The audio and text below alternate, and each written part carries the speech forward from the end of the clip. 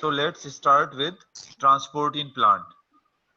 Sir ji जी sir आप chapter wise MCQs भेजेंगे? जी जी मैं भेजूंगा। ओके अभी सर। फिलहाल जो ये transport in, so today I will tell you about transport in plants.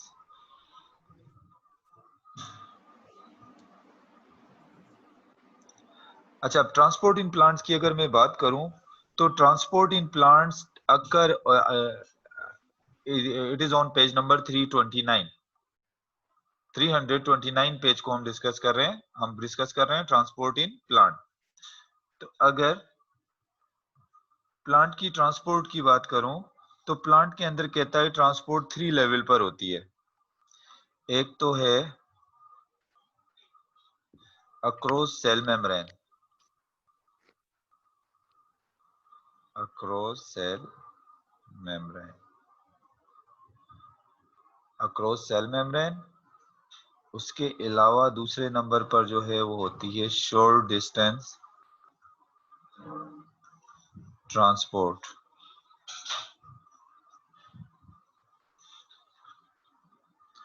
और तीसरी होती है लॉन्ग डिस्टेंस ट्रांसपोर्ट। वैसे तो नॉर्मली जब चीजें क्रॉस करती हैं मेम्ब्रेन को तो वो भी शॉर्ट डिस्टेंस ट्रांसपोर्ट ही होती है, लेकिन आपकी बुक में इस तरह से लिखा हुआ है तो मुझे उसी तरीके से मैं समझा रहा हूँ। अब आप देखो, ये एक प्लांट है, यहाँ पर मैं एक प्लांट ड्रा कर रहा हूँ। ये एक प्लांट,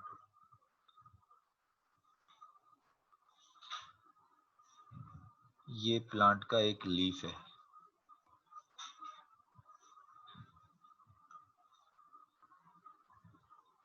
एक ही लीफ बना देता हूँ अभी, सिर्फ इसमें से ही हटा देता हूँ। ये प्लांट का एक लीफ है, ये स्टोमेटा है, और ये प्लांट का एक सेल है। अब देखो क्या होता है कि एक तो ट्रांसपोर्ट वो होती है, सबसे पहले लिखा हुआ है आपकी बुक में transport in plant occur at on 3 level, water, gases and solute move in and out across cell membrane. यानी अक्रॉस सेल मेम्ब्रेन जो इन और आउट मूव हो रहे हैं, एक तो वाटर, गैसेस एंड सोल्यूट।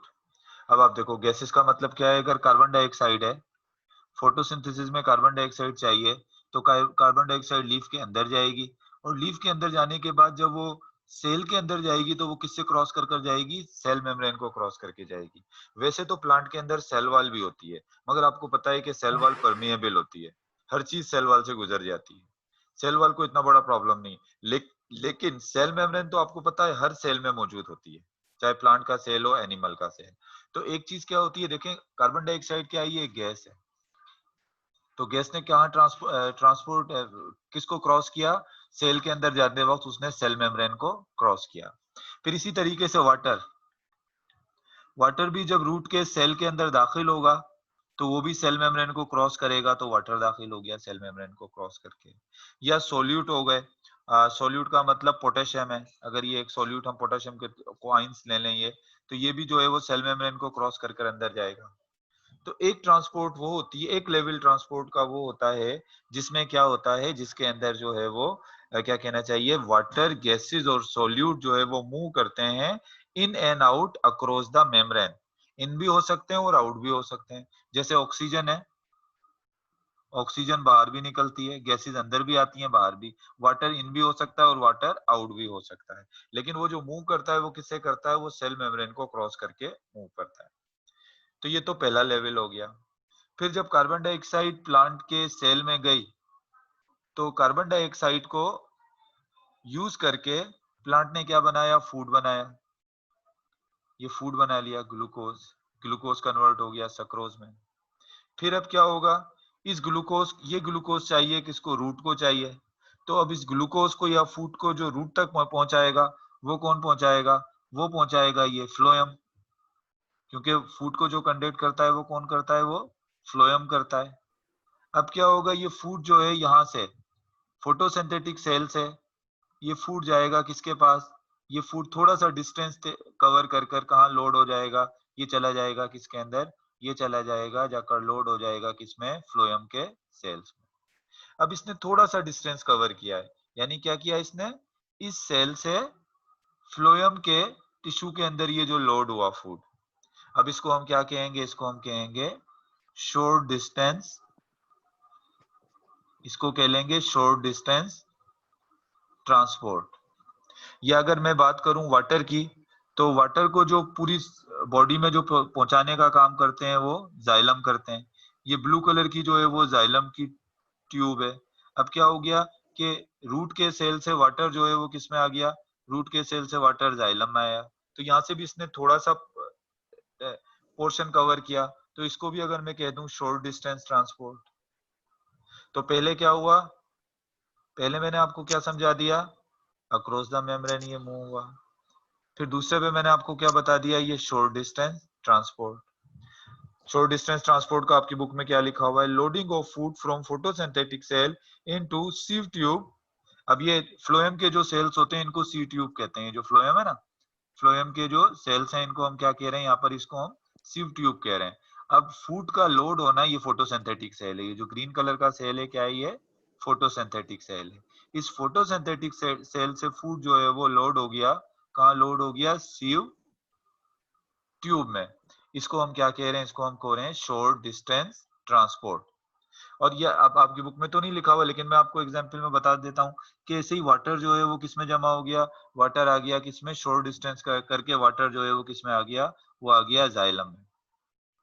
ये तो हो गई शॉर्ट डिस्टेंस ट्रांसपोर्ट। अब ये फूड जो होगा, ये जो फूड है जो ब्राउन कलर में शो किया है, ये फूड फ्लोएम से होता हुआ, ऐसे फ्लोएम से होता हुआ कहाँ चला जाएगा, ये चला जाएगा रूट तक। अब इसने अब एक लॉन्ग डिस्टेंस, लंबा रास्ता कवर किया है, यहां से लेके यहां तक एक लॉन्ग डिस्टेंस इसने कवर किया है।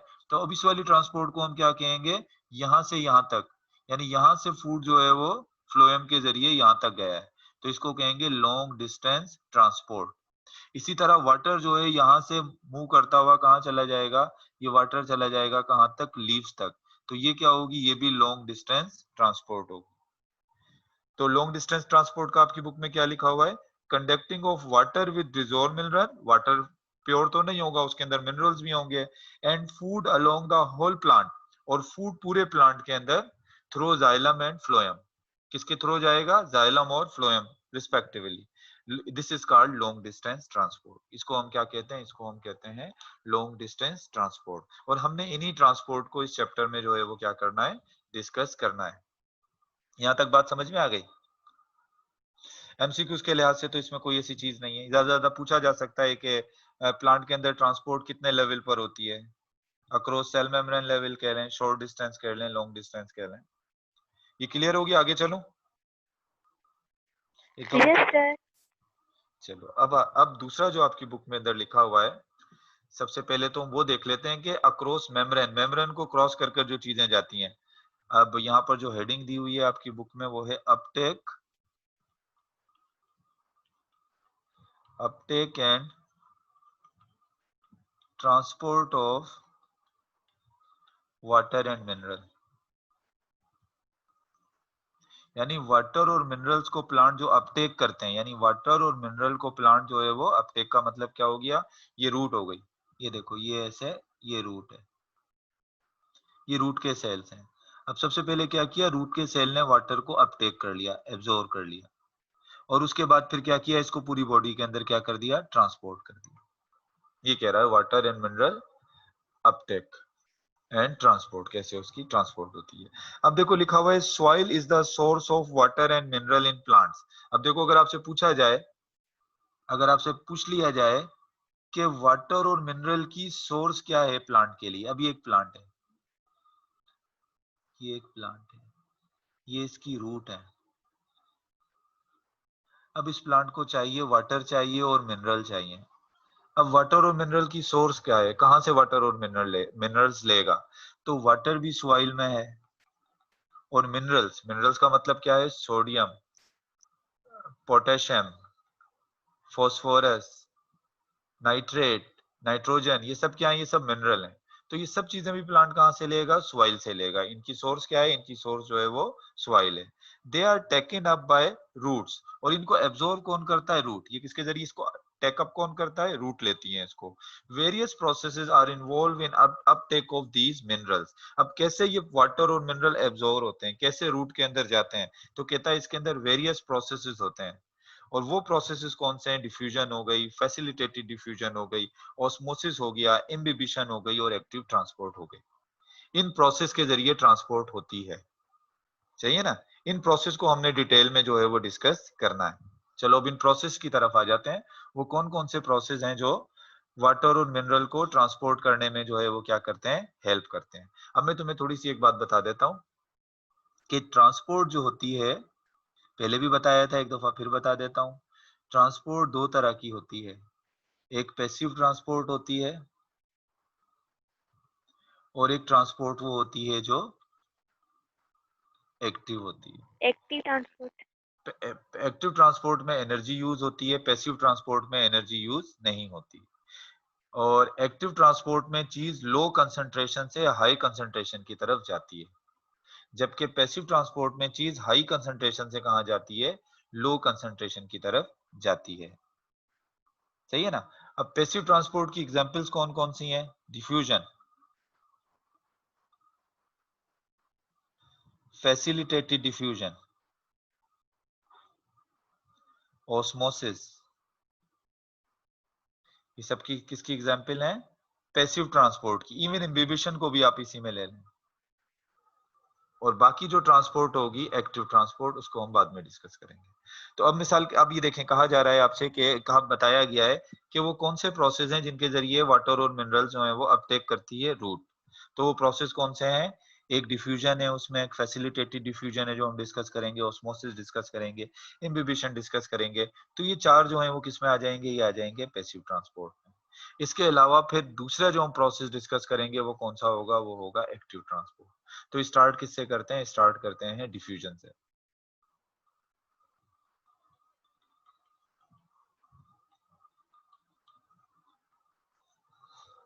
अब देखें, डिफ्यूजन को अगर आप डिफाइन करना चाहें तो बहुत आपने पहले भी पढ़ा हुआ होगा। डिफ्यूजन तो सिंपल सी चीज है कि इसको जो है वो हम नॉर्मली जो डिफ्यूजन को डिफाइन करते हैं, द मूवमेंट ऑफ आइंस और molecule, the movement of ions और molecules from higher region concentration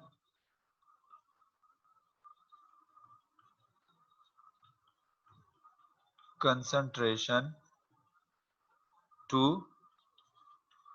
lower region concentration is called diffusion।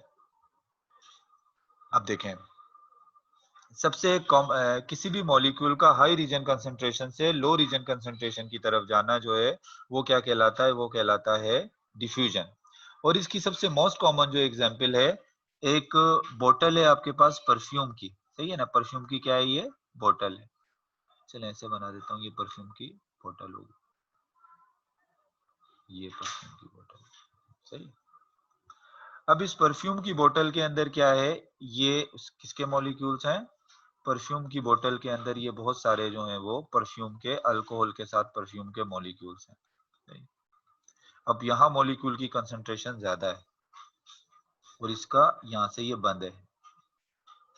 Molecule की कंसंट्रेशन यहाँ ज्यादा है ना, फिर क्या होता है? मैं इस परफ्यूम के को ओपन कर देता हूँ, बोतल को यहाँ से, यहाँ से मैंने इसको ओपन कर दिया। अब क्या होगा? ये मॉलिक्यूल जो है हाई रीजन कंसंट्रेशन से अब कहाँ जाना शुरू कर देंगे? लो रीजन कंसंट्रेशन की तरफ जाना शुरू कर देंगे। तो इस प्रोसेस को हम क्या कहेंगे? इसको हम कहेंगे डिफ्यूजन। तो इसका मतलब जो डिफ्यूजन है वो सिर्फ लिविंग सिस्टम में नहीं होता, डिफ्यूजन जो है वो नॉन लिविंग सिस्टम के अंदर भी डिफ्यूजन होता है। अब इसके बाद हम देखेंगे वो कौन से फैक्टर्स हैं जिनकी वजह से डिफ्यूजन, कौन कौन से फैक्टर डिफ्यूजन पर असरअंदाज होते हैं, कौन सी चीजों की वजह से डिफ्यूजन तेज होती है या कम हो जाती है। अब कौन कौन से फैक्टर्स होते हैं विच इफेक्ट ऑन डिफ्यूजन? पहली चीज जो डिफ्यूजन पर इफेक्ट करती है वो क्या है? वो है सबसे पहले तो कंसंट्रेशन ग्रेडियंट। पहली चीज है कंसंट्रेशन ग्रेडियंट। देखो कंसंट्रेशन ग्रेडियंट हम किसको कहते हैं? It is the difference in concentration of ions और मॉलिक्यूल बिटवीन टू रीजन। मिसाल के तौर पे मैंने जो भी आपको मिसाल दी, ये एक बोतल है और इस बोतल के अंदर अंदर परफ्यूम के जो मॉलिक्यूल्स हैं वो बहुत ज्यादा हैं, बहुत ज्यादा है, और बाहर बिल्कुल नहीं है, एक दो बस ऐसे बिल्कुल नहीं। तो कंसंट्रेशन ग्रेडियंट बहुत ज्यादा हो गया ना। तो जितनी ज्यादा कंसंट्रेशन ग्रेडियंट होगी, मतलब जितना ज्यादा कंसंट्रेशन का फर्क होगा, जितनी ज्यादा कंसंट्रेशन ग्रेडियंट होगी, डिफ्यूजन उतनी ही तेज होगी। एरो बनाया ऊपर की तरफ, यानी डिफ्यूजन उतनी ज्यादा क्या होगी? फास्ट होगी। मतलब कंसंट्रेशन ग्रेडियंट डायरेक्टली प्रोपोर्शनल है किसके? डायरेक्टली प्रोपोर्शनल है किसके? डिफ्यूजन के।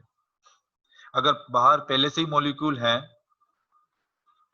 परफ्यूम के, अब जब आप इसको खोलोगे तो इतना तेजी से डिफ्यूजन नहीं होगी, अब थोड़ी स्लो होगी।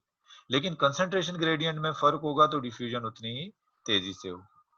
अच्छा, दूसरा किस चीज पर डिपेंड करता है ये? दूसरा डिपेंड करता है size and nature of molecule. जितना साइज छोटा होगा मॉलिक्यूल या आइंस का, उतनी डिफ्यूजन तेज होगी। जितना साइज बड़ा होगा, डिफ्यूजन इतनी स्लो होगी। और मॉलिक्यूल्स की, मैटर की नेचर पे भी डिपेंड करता है। गैसेस और जो लिक्विड होते हैं उनमें डिफ्यूजन ज्यादा जल्दी होती है, जबकि सॉलिड के अंदर डिफ्यूजन इतनी फास्ट नहीं होती। तो मतलब साइज और नेचर ऑफ मॉलिक्यूल पर भी डिपेंड करता है क्या? डिफ्यूजन। इसके अलावा टेम्परेचर पर भी डिपेंड करता है। जितना ज्यादा टेम्परेचर होता है, डिफ्यूजन उतनी ज्यादा होती है। तो टेम्परेचर भी जो है वो डिफ्यूजन के क्या है? डायरेक्टली जो है वो प्रोपोर्शनल है। अच्छा, अब इसके बाद अगर हम देखें कि जो सेल मेम्ब्रेन से कौन सी चीजें, क्योंकि हम बात कर रहे हैं ये डिफ्यूजन या ट्रांसपोर्ट अक्रॉस मेम्ब्रेन। अब यहाँ पर देखें, मैं यहाँ थोड़ा सा जो है वो एक दफा फिर सेल मेम्ब्रेन की स्ट्रक्चर यहाँ पर ड्रा करूंगा। अब आपको पता है, 4th चैप्टर के अंदर पढ़ चुके हो कि सेल मेम्ब्रेन के अंदर होते हैं फोस्फोलिपिड। ये देखें, ये मैं बना रहा हूँ फोस्फोलिपिड। फोस्फोलिपिड की 2 लेयर होती है सेल मेम्ब्रेन में, ऐसे। ये फोस्फोलिपिड है। फोस्फोलिपिड का एक हाइड्रोफिलिक एंड होता है और एक हाइड्रोफोबिक होता है। मैं उसको चलें इतना भी डिस्कस नहीं कर रहा हूँ। ये क्या है? ये एक सेल है ऐसे, और मैंने सेल की ये इतनी सी मेम्ब्रेन कट करके यहाँ पर बनाई है ये। अब ये सेल का इनसाइड एरिया है, ये सेल के अंदर का एरिया है इनसाइड, और ये सेल का क्या है? आउटसाइड। और हमें पता है कि इस सेल के अंदर कुछ प्रोटीन भी होते हैं। सेल मेम्ब्रेन में क्या होते हैं? प्रोटीन भी होते हैं। एक प्रोटीन मैंने ये बना दिया, सही है। एक प्रोटीन ये बना दिया, एक प्रोटीन मैंने ये बना दिया। ये सेल मेम्ब्रेन का मॉलिक्यूलर स्ट्रक्चर यहाँ पर मैंने ड्रा कर दी। अब देखो, डिफ्यूजन होनी है। आपको पता है डिफ्यूजन के अंदर एनर्जी तो आती नहीं है। तो in principle all solute diffuse in solvent. क्या होता है कि तमाम जितने भी सोल्यूट होते हैं नॉर्मली वो सॉल्वेंट में क्या हो जाते हैं? डिफ्यूज हो जाते हैं। जैसे वो है, क्या कहना चाहिए कि नमक जो होता है वो सोल्यूट है, पानी सॉल्वेंट है। आप उसको उसमें डिजोल्व करोगे तो वो क्या हो जाएगा? वो डिजोल्व हो जाएगा। शुगर भी डिजोल्व हो जाती है। ज्यादातर सोल्यूट सॉल्वेंट में डिजोल्व हो जाते हैं। But through a cell membrane which is a living and differentially permeable, certain molecule move freely while the passage of other is resisted। कहता है अब सेल मेम्ब्रेन, ये सेल मेम्ब्रेन है। अब सेल मेम्ब्रेन से हर कोई मॉलिक्यूल यहाँ से नहीं गुजरेगा, कुछ मॉलिक्यूल इसमें से गुजर जाएंगे, क्योंकि सेल मेम्ब्रेन डिफरेंशियली परमिएबल है। डिफरेंशियली परमिएबल का मतलब क्या होता है? कुछ मॉलिक्यूल इसमें से गुजर सकते हैं और कुछ मॉलिक्यूल इसके अंदर से गुजर नहीं सकते। अब वो कौन से मॉलिक्यूल हैं जो सेल मेम्ब्रेन से इजीली डिफ्यूज कर जाते हैं? अब देखो, स्मॉल नॉन पोलर मॉलिक्यूल, वो बहुत छोटे और नॉन पोलर मॉलिक्यूल होते हैं। जैसे फॉर एग्जांपल ऑक्सीजन। ऑक्सीजन बहुत स्मॉल साइज की होती है, नॉन पोलर है, तो ये आराम से सेल मेम्ब्रेन से यूं गुजर जाएगी। ये गुजर गई। और हमारे पास सेल के अंदर जो कार्बन डाइऑक्साइड पे होता है, कार्बन डाइऑक्साइड भी छोटा सा मॉलिक्यूल है, ये भी आराम से बीच में से यूं गुजर जाएगा। ये चला गया बाहर। और इन पे कोई चार्जेस भी नहीं है, नॉन पोलर हैं, तो नॉन पोलर और स्मॉल मॉलिक्यूल आराम से सेल मेम्ब्रेन से क्या हो जाते हैं, डिफ्यूज हो जाते हैं। And fat soluble molecule move freely across the, और इसके अलावा जो फैट सोल्यूबल मॉलिक्यूल होते हैं, देखो फोस्फोलिपिड तो फैट की बनी है ना, फोस्फोलिपिड में फैट होता है, तो फैट के अंदर जो सोल्यूबल होंगे मॉलिक्यूल वो भी इसमें से आराम से चले जाएंगे, वो फैट में डिसॉल्व होके आराम से सेल मेम्ब्रेन से गुजर जाएंगे। तो बात क्या याद रखनी है आपसे, अगर आपसे पूछा जाए कि सेल मेम्ब्रेन से कौन से मॉलिक्यूल इजीली डिफ्यूज हो जाते हैं, बगैर बगैर किसी परेशानी के आराम से निकल जाते हैं, तो इजीली जो डिफ्यूज हो जाते हैं उसमें सबसे पहले क्या याद रखोगे, जो स्मॉल साइज के मॉलिक्यूल हैं और जो नॉन पोलर हैं वो एक तो आराम से गुजर जाते हैं। स्मॉल साइज के मॉलिक्यूल्स के अंदर क्या होता है, कार्बन डाइऑक्साइड आ गया, ऑक्सीजन ही आराम से गुजर जाएगा, वाटर भी थोड़ा बहुत गुजर जाता है। और इसके अलावा जो जो फैट सोल्यूबल मॉलिक्यूल होते हैं, जो फैट में डिसॉल्व होते हैं, वो भी इसमें से क्या होंगे, आराम से गुजर जाते हैं, नॉर्मली जो है वो गुजर जाएंगे। This movement will continue till the concentration on other side is equal, और आपको पता है जब भी डिफ्यूजन होती है तो डिफ्यूजन उस वक्त तक होती रहती है जब तक इक्विलिब्रियम मेंटेन नहीं हो जाता। जैसे परफ्यूम का जब आप बोतल खोलते हो तो परफ्यूम के जो मॉलिक्यूल होते हैं वो डिफ्यूज होते रहते हैं, फिर उसके बाद पूरे कमरे में वो एक जितने इक्वली डिस्ट्रीब्यूट हो जाते हैं। क्लियर हुआ ये डिफ्यूजन? अभी मैंने आपको सिर्फ डिफ्यूजन बताया है। डिफ्यूजन में क्या है, डिफ्यूजन तो आप सर बचपन से ही पढ़ते आ रहे हो। आप पूछो। यस सर, क्लियर हो गया सर। अच्छा अब आ जाओ, अब एक दूसरी वाली डिफ्यूजन की तरफ आ जाओ। ये तो एक नॉर्मल डिफ्यूजन है, सही है ना, लेकिन अब क्या होता है कि बात क्या हो रही है कि अब मिसाल के तौर पे मैंने आपको कहा कि स्मॉल मॉलिक्यूल चले गए, फैट सोल्यूबल मॉलिक्यूल चले गए, लेकिन कुछ मॉलिक्यूल ऐसे होते हैं जिनका साइज थोड़ा बड़ा है। अब आप ये देखो, जैसे ये ग्लूकोज है, अब मैं इधर से थोड़ा इसको इरेज कर देता हूँ पहले इनको, ये इरेज कर दिया। अब देखो, अब क्या प्रॉब्लम है यहाँ पर कि ये ग्लूकोज है। अब इस ग्लूकोज का मॉलिक्यूल का साइज तो, बाहर ग्लूकोज बहुत ज्यादा है, अंदर ग्लूकोज बहुत कम है। अब ग्लूकोज ने हाई कंसंट्रेशन से लो कंसंट्रेशन की तरफ जाना है। जब कोई चीज हाई से लो की तरफ जाती है तो क्या होता है, वो डिफ्यूजन होता है, मगर इस सेल मेम्ब्रेन से गुजर ही नहीं सकती। ये जो फोस्फोलिपिड है इनके दरमियान में इतनी जगह ही नहीं है कि ग्लूकोज यहाँ से गुजर जाए। अब क्या होगा, इस ग्लूकोज की हेल्प करेंगे कुछ प्रोटीन। यहाँ पर मैंने रेड कलर के दो प्रोटीन बनाए। एक प्रोटीन जो है मैं इसको नाम दे देता हूँ, ये जो प्रोटीन बनाया है इसको मैं नाम दे रहा हूँ चैनल प्रोटीन। इसको मैं क्या नाम दे रहा हूँ, इसको मैं नाम दे रहा हूँ चैनल प्रोटीन। और ये जो दूसरा वाला प्रोटीन है इसको मैं थोड़ा सा और सही करके बना देता हूँ। ये जो दूसरा वाला प्रोटीन है, ये ऊपर वाला, ये इसको मैं ऐसे बना देता हूँ। ये जो दूसरा वाला प्रोटीन है, ये इस प्रोटीन को मैं क्या कह रहा हूँ, इस प्रोटीन को मैं कह रहा हूँ कैरियर प्रोटीन। ये कौन सा वाला प्रोटीन है, ये है कैरियर प्रोटीन। अब देखो ये सेल मेम्ब्रेन पे प्रोटीन ले, चैनल प्रोटीन और ये कैरियर प्रोटीन। अब क्या होगा कि ये ग्लूकोज, ये जो चैनल प्रोटीन है बीच में से खुला हुआ है, ये रास्ता है, ये बीच में से इसको क्या देगा, ये रास्ता देगा ऐसे, और इस चैनल प्रोटीन के बीच में से रास्ते में से होता हुआ यहाँ से ये ग्लूकोज कहाँ चला जाएगा, अंदर चला जाएगा। अब आप देखो, ये जो ग्लूकोज गया है ये हाई कंसंट्रेशन से लो कंसंट्रेशन की तरफ गया है, और इसमें एनर्जी भी इसने कोई इस्तेमाल नहीं की। जब भी कोई हाई से लो की तरफ जाएंगे तो एनर्जी इस्तेमाल नहीं होगी, लेकिन किसकी हेल्प से गया है, प्रोटीन की हेल्प से गया है। किसकी हेल्प से गया है, प्रोटीन की हेल्प से गया है। अब ये चैनल प्रोटीन भी हर किसी को जाने नहीं देते हैं बाहर से अंदर की तरफ, कुछ मखसूस मॉलिक्यूल होते हैं। मिसाल के तौर पे ये ग्लूकोज या फ्रक्टोज को जाएगा तो ये बस फ्रक्टोज से जाएगा, किसी और को गुजरने नहीं देगा। तो ये तो हो गया चैनल प्रोटीन। लेकिन कुछ मॉलिक्यूल्स ऐसे भी होते हैं जो किसके साथ अटैच हो जाते हैं, कुछ प्रोटीन होते हैं वो उनको अपने साथ अटैच कर लेते हैं, जैसे कैरियर प्रोटीन के साथ अटैच हो गया। अब ये कैरियर प्रोटीन क्या करेगा, अपनी शेप चेंज करेगा। अब ये क्या करेगा, ये ऐसे है ना, अब इस मॉलिक्यूल को इसने अंदर छोड़ना है, तो अब ये कैरियर प्रोटीन क्या करेगा, ये ऐसे हो जाएगा, ऐसे। अब ये ऐसे हो गया, ऐसे हो, शेप चेंज कर लिया, ऐसे रोटेट कर गया, और रोटेट करके इस मॉलिक्यूल को इसने अंदर छोड़ दिया।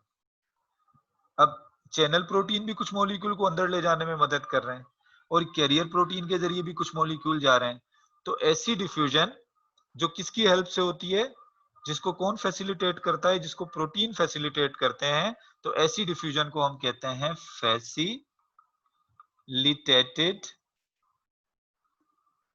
डिफ्यूजन। इसको हम क्या कहेंगे? Facilitated diffusion. अब क्या याद रखोगे कि फैसिलिटेटेड डिफ्यूजन जो होती है वो कौन से मॉलिक्यूल्स के लिए होती है? कुछ चार्ज पार्टिकल्स, यानी जिन पार्टिकल्स के ऊपर चार्ज होता है, जैसे फॉर एग्जांपल सोडियम है, इसके ऊपर चार्ज है, या कोई ऐसे चार्ज पार्टिकल हैं। एक तो ये सेल मेम्ब्रेन से डायरेक्ट नहीं गुजर सकते, ऐसे नहीं गुजरेंगे। और जो लार्ज मॉलिक्यूल होते हैं जैसे ग्लूकोज हो गया, अब जब ये सेल मेम्ब्रेन से पास होते हैं तो इनको एक जगह से दूसरी जगह ट्रांसपोर्ट करने के लिए कुछ प्रोटीन की जरूरत होती है। और वो कौन से प्रोटीन? और इन द मेम्ब्रेन, यानी जो चैनल प्रोटीन होता है वो भी उसकी शेप ऐसी होती है कि उसके बीच में एक चैनल होता है, मतलब वाटर फील्ड वाटर से भी फिल होता है, उसके बीच में एक पोर होता है, देखो सुराख होता है, वाटर फील्ड पोर, और इससे होता हुआ कोई भी मॉलिक्यूल अंदर चला जाता है। चैनल प्रोटीन के बीच में एक पोर होता है, सुराख होता है, जैसे मैंने बीच में एक ओपनिंग बनाई है, एक ओपनिंग होती है। हाँ, ये जो होंगे एक्सट्रिंसिक ही होते तो ऊपर की तरफ हैं, ऐसे लगे हुए, लेकिन वक्ती तौर पे अपनी शेप चेंज करते हैं, ये ऐसे टर्न कर जाते हैं नीचे की तरफ, लेकिन फिर दोबारा अपने ऊपर आ जाते हैं, ज्यादातर एक्सट्रिंसिक ही होते हैं। ये अपनी क्या करेंगे, ऐसे शेप जो है वो थोड़ी क्या करेंगे, अब मैं अगर आपको ऐसे वीडियो मुझे शो करनी पड़ेगी, ये ऐसे जैसे ये है ना, इस तरफ लगा हुआ है, ये इंट्रिंसिक प्रोटीन है ऐसे, तो ये क्या करेगा, अपनी शेप चेंज कर देगा, यूं कर लेगा। पहले ये ऐसे, इस मॉलिक्यूल को इसने अंदर छोड़ना है, इस मॉलिक्यूल को इसने पकड़ा जो पेन है मेरे पास, और उसके बाद इसने यूं टर्न कर दिया, ये अंदर की तरफ छोड़ के ऐसे, फिर वापस अपनी जगह पर आ गया। तो इस तरह से काम करता है कौन सा वाला प्रोटीन? इस तरह से काम करता है जो आपके पास ये जो है वो कैरियर प्रोटीन। क्लियर हो गया ये? अब आप देखो ज्यादा से ज्यादा Yes, आपसे, sir. और इसको क्लियर आपने रखना भी है क्योंकि ये थोड़ी सी टेक्निकल चीजें हैं, और ये आपसे जो है वो पूछा जा सकता है, किसके अंदर, पेपर में आपसे जो है ये इनके बारे में जो है वो पूछा जा सकता है कि कहाँ पर जो है वो। अब क्या याद रखोगे, डिफ्यूजन में और फैसिलिटेटेड डिफ्यूजन में एक जैसी चीज क्या है? दोनों पैसिव ट्रांसपोर्ट हैं, दोनों के अंदर एटीपी इस्तेमाल नहीं होते। फिर आपसे पूछा जाएगा डिफरेंस क्या है, तो डिफरेंस यह है कि जो फैसिलिटेटेड डिफ्यूजन होती है उसमें प्रोटीन इस्तेमाल होते हैं, जबकि जो सिंपल डिफ्यूजन है उसमें प्रोटीन इस्तेमाल नहीं होते। फिर एक और बात क्या याद रखोगे, एक और बात ये भी याद रखोगे कि जो सिंपल डिफ्यूजन है वो कौन से वाले मॉलिक्यूल्स की होती है? स्मॉल साइज के जो मॉलिक्यूल्स होते हैं, जो नॉन पोलर होते हैं, सही है ना, जो फैट सॉल्युबल होते हैं, वो सिंपल डिफ्यूजन के जरिए कहाँ चले जाते हैं? वो सिंपल डिफ्यूजन के जरिए सेल के अंदर चले जाते हैं। लेकिन जो लार्ज मॉलिक्यूल होते हैं, जैसे ये ग्लूकोज का मॉलिक्यूल हो गया, या चार्ज वाले जो पार्टिकल वाले जो मॉलिक्यूल्स हैं, इनको जो अंदर जाने के लिए जो है वो कौन सी वाली जो है वो डिफ्यूजन की जरूरत होती है? ये फिर जो मूव करते हैं वो किसके जरिए मूव करते हैं? ये मूव करते हैं फैसिलिटेटेड डिफ्यूजन के जरिए। चलिए, ये डिफ्यूजन हो गया। अब इसके बाद आ जाते हैं ऑस्मोसिस की तरफ।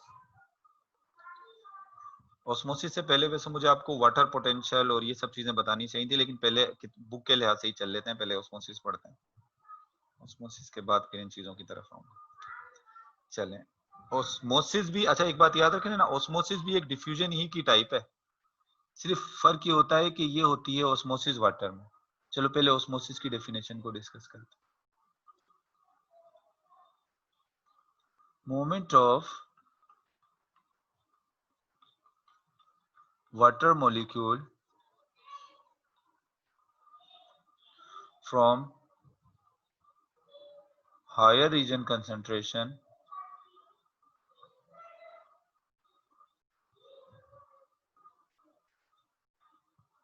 to lower region concentration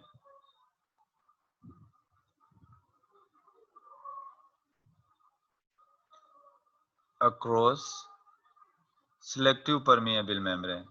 selective permeable membrane को डिफरेंशियली परमिएबल मेम्ब्रेन भी कह सकते हो। अब इधर देखो, मैंने एक यू शेप की ट्यूब ली, ये रही यू शेप की, मैंने एक ट्यूब ले ली, और इसके दरमियान में सेंटर में मैंने लगा दी एक selective permeable membrane. Selective permeable membrane का मतलब क्या होगा? वो सिलेक्टिव चीजों को अपने अंदर से गुजरने देगी, हर चीज को अपने अंदर से गुजरने नहीं देगी। मिसाल के तौर पे वाटर और सॉल्ट का आपने एक जो सोल्यूशन बना लिया, तो अब इस मेम्ब्रेन में से वाटर तो गुजर जाएगा लेकिन सॉल्ट नहीं गुजरेगा। तो ये इस वजह से इसको हम क्या कहेंगे, सिलेक्टिव परमिएबल मेम्ब्रेन।